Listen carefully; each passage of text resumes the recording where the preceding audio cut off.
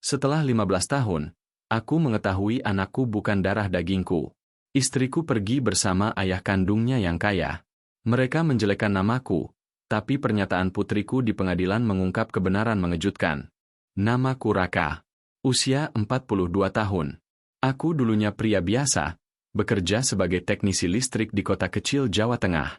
Hidupku tidak sempurna, tapi aku merasa cukup, terutama setelah aku menikah dengan Wulan, wanita yang membuatku merasa menjadi pria paling beruntung di dunia. Kami bertemu saat kuliah di Yogyakarta. Wulan adalah gadis cantik, pintar, dan supel. Sedangkan aku? Hanya mahasiswa teknik dengan cita-cita sederhana. Aku tak pernah menyangka dia akan tertarik padaku. Tapi cinta memang aneh. Dalam waktu 2 tahun, kami menikah. Setahun setelah pernikahan, lahirlah Cahaya, putri kecil kami yang membawa terang ke dalam hidupku.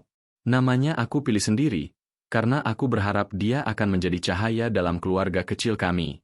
Dan selama 15 tahun, begitulah yang kurasakan. Namun, hidup tak selalu seperti dongeng. Terkadang, akhir cerita bisa begitu gelap hingga kau tak pernah membayangkannya. Tahun ke-12 pernikahan kami, aku mulai merasa ada yang berbeda pada Wulan. Dia menjadi lebih sering keluar rumah dengan alasan mengikuti seminar atau mengurus proyek freelance. Ponselnya dikunci dengan sidik jari. Dulu kami saling terbuka, tapi kini ada jarak yang tak kasat mata. Aku mencoba menepis curiga. Aku pikir mungkin hanya aku yang terlalu sensitif. Wulan tetap memperlakukan Cahaya dengan penuh cinta, dan dia tidak pernah memperlihatkan sikap mencurigakan secara langsung. Tapi malam-malam panjang yang dihabiskan sendirian di ruang tamu mulai menggerogoti pikiranku. Sampai suatu hari, ketika Cahaya berulang tahun ke-15, semua mulai runtuh. Hari itu seharusnya menjadi hari bahagia. Aku sudah menyiapkan kejutan kecil di rumah. Tapi yang datang bukan Wulan dan Cahaya. Yang datang adalah sepucuk surat yang diletakkan di meja makan. Isi surat itu membuatku nyaris tak bisa bernapas. Raka, aku minta maaf. Aku tidak bisa hidup dalam kebohongan lagi. Cahaya bukan anakmu. Aku telah menyembunyikan ini selama 15 tahun karena aku tahu kau pria baik. Tapi sekarang, ayah kandung Cahaya telah datang, dan dia ingin mengenalnya. Dia mampu memberikan masa depan yang lebih baik untuk anak kita. Jangan cari kami. Tolong hormati keputusanku. Aku menjatuhkan surat itu. Dunia serasa runtuh di sekelilingku. Rasanya seperti aku dipaksa menarik napas di bawah air. Berita menyebar cepat. Tetanggaku mulai berbisik-bisik saat aku lewat. Wulan entah bagaimana berhasil menyebarkan narasi bahwa aku adalah suami kasar, bahwa aku memaksa dia tinggal dalam rumah tangga penuh tekanan, bahwa aku bukan ayah yang baik untuk Cahaya, bahwa kepergian mereka adalah bentuk penyelamatan diri. Aku menerima surat panggilan dari pengadilan. Wulan menggugat cerai. Tapi bukan hanya itu, dia juga mengajukan pembatalan hak asuh yang pernah kumiliki. Mereka ingin menghapus semua ikatan hukum antara aku dan Cahaya. Hatiku hancur. Bukan karena kehilangan Wulan, tapi karena aku kehilangan Cahaya. Putri yang kusekolahkan, yang kubacakan dongeng setiap malam, yang kugendong ke rumah sakit saat demam tinggi. Ternyata, bukan darah dagingku. Tapi apakah itu menghapus 15 tahun cinta yang kujalin dengannya? Hari sidang tiba. Aku duduk di ruang pengadilan seperti mayat hidup. Wulan datang dengan pria parubaya berjas mahal. Ternyata itulah ayah kandung Cahaya. Seorang pengusaha properti terkenal. Mereka tampak seperti keluarga sempurna di mata siapapun. Cahaya duduk di kursi saksi.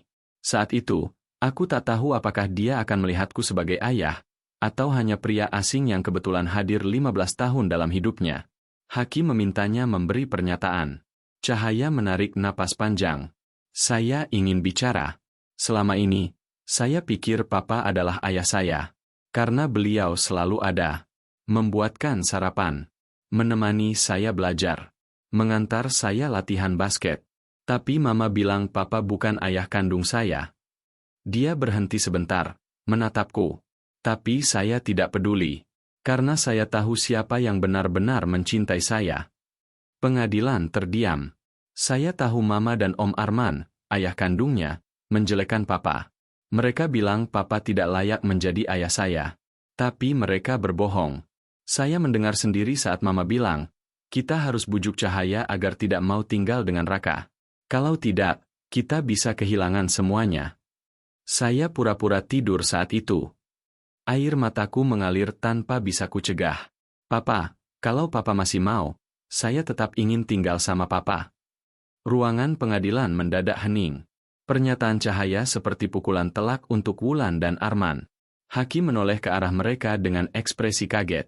Apa benar yang dikatakan oleh saksi tadi? Tanya Hakim dengan nada serius. Wulan tergagap. Saya tidak tahu dia mendengar kami.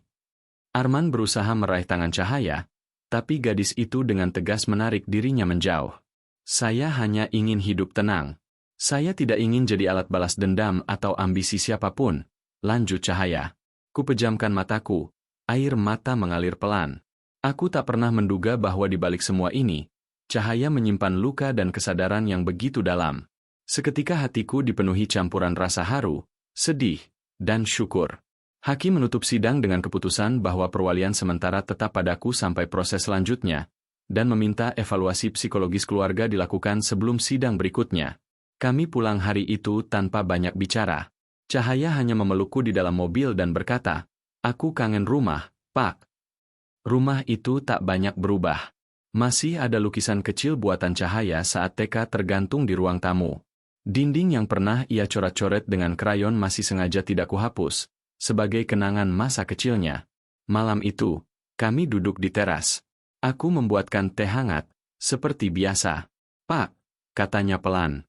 "Aku tahu ini berat buat Papa. Aku juga bingung, tapi aku cuma percaya satu hal. Dari semua orang dewasa yang pernah ada di hidupku, cuma Papa yang gak pernah pura-pura." Aku tak bisa berkata apa-apa, hanya memeluknya erat. Beberapa minggu setelah sidang, aku mendapat telepon dari pengacara. Ternyata, Wulan bukan hanya menyembunyikan soal ayah kandung Cahaya, tapi juga pernah menerima uang rutin dari Arman selama bertahun-tahun. Transfer bulanan masuk ke rekening pribadinya, nominal besar, yang menurut pengacara kami cukup untuk dijadikan bukti bahwa hubungan mereka sudah berlangsung lama dan disengaja.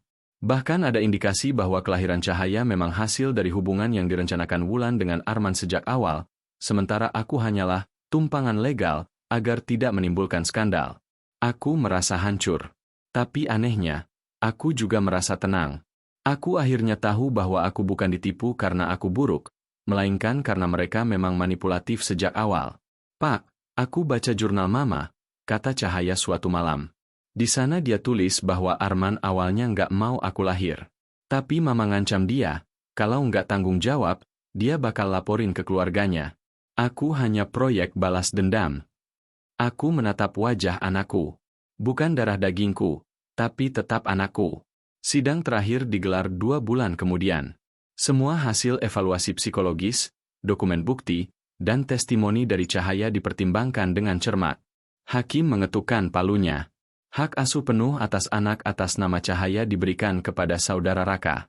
Berdasarkan bukti psikologis dan sosial, hubungan antara anak dan saudara Raka lebih kuat dan sehat dibanding dengan pihak penggugat. Walaupun secara biologis bukan ayah kandung, saudara Raka telah membuktikan bahwa ikatan emosional dan tanggung jawab selama 15 tahun tidak bisa dihapus begitu saja. Wulan menangis. Tapi aku tak tahu apakah itu air mata penyesalan atau kemarahan karena rencananya gagal. Arman keluar ruangan lebih dulu, tak bicara apapun. Cahaya meraih tanganku. "Kita pulang, Pak." Kini sudah 6 bulan berlalu sejak keputusan pengadilan. Cahaya tinggal bersamaku. Ia mulai terapi untuk mengatasi luka batin yang ditinggalkan oleh pengkhianatan orang-orang terdekatnya. Aku tidak lagi bertanya kenapa ini semua terjadi. Aku hanya bersyukur bahwa dalam kegelapan yang menyakitkan, Cahaya tetap memilihku. Pagi ini, dia meletakkan sebuah bingkai foto baru di meja kerja kecilku. Di dalamnya, ada foto kami berdua, sedang tertawa, dengan tulisan kecil di bawahnya. "Ayah bukan soal darah, tapi soal siapa yang tetap tinggal, bahkan saat semua orang memilih pergi."